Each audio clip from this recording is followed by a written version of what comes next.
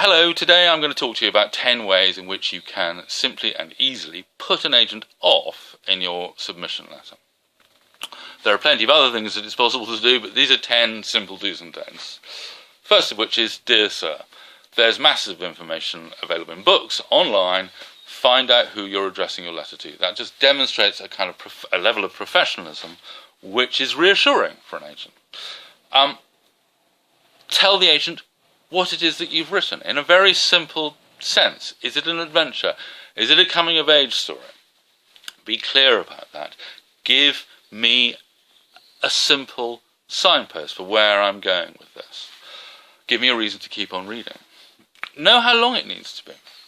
Adult fiction needs to be 80,000 words long, approximately. Much less than 70 and it begins to look like a novella. Much more than 130 or 140 and you're asking a great deal of the reader. So you need to know that. Sending me something that's 45,000 words long just means I'm going to reject it. I can't do anything with it. I couldn't sell it. So there's no point in me looking at it. And likewise, it's a small point, but it seems like such an easy one to avoid. Don't tell me if something's 79,973 words long. Just round it up. 80,000 words is fine. No one needs to know to the last decimal point. Know your genre. It's amazing the number of writers who struggle with this. But it's quite easy. Go to a bookshop.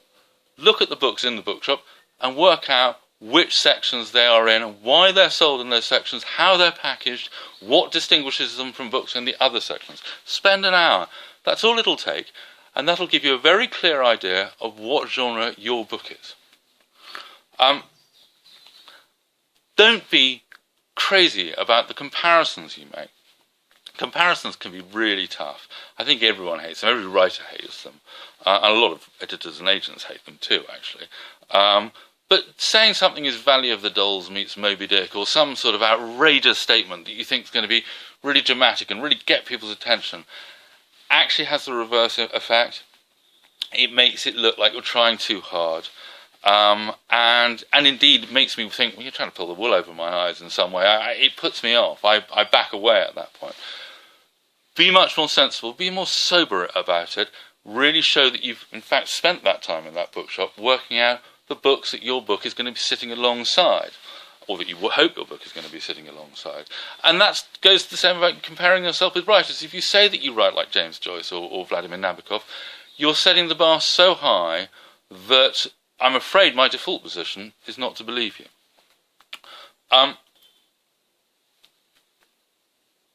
When you're describing the story of your novel, be brief. You should be able to, the sort of middle paragraph of your letter should be 4 or 5 lines giving me a very brief, concise outline of the story. You might go to 8 or 10 lines, but it shouldn't be very long. And if you can't do that, that indicates to me that you aren't in control of your story. So there are people who either say too little and give me no information, and I've really left not understanding anything at all, or go on for paragraph after paragraph. And both of those make me think, well, they're not really in charge of the story. And if they're not in charge of the story, the novel's not going to be that good. So it's a reason to begin to back away. None of these are, instant rejections. They're all part of the process of thinking that make me tot up and think, well, actually, I'll reject that. And when you're writing that description, be factual. Don't give me some elusive, poetical paragraph that leaves teasers and leaves me wondering what might have happened. And, oh, that sounds really interesting. In this instance, in this case, treat me like a doctor. Give me the materials to make a diagnosis. Making it, leaving a teaser, not telling me what the ending is, all of those things just make me think, I haven't got time for it. Avoid hyperbole.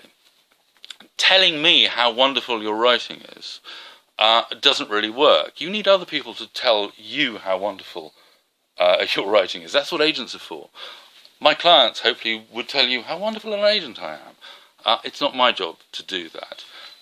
And people who do that, you come across in a bad way, or in a way that seems like you're not qualified to really say how wonderful you are. Tell me something about yourself, but But remember, you're making a professional approach. I really don't want to know, don't need to know that your teacher when you were at primary school or at secondary school thought you were a magnificent writer of short stories, or that you've always loved writing. These things I kind of would take as a given. Tell me things that are relevant about you, things that are going to, add impetus to you. And if there isn't very much, don't say very much. There isn't that much, but don't be ashamed of who you are. Just be clear and be precise, be factual. Again, so much of this is just being clear and factual rather than trying to find some way of spinning things.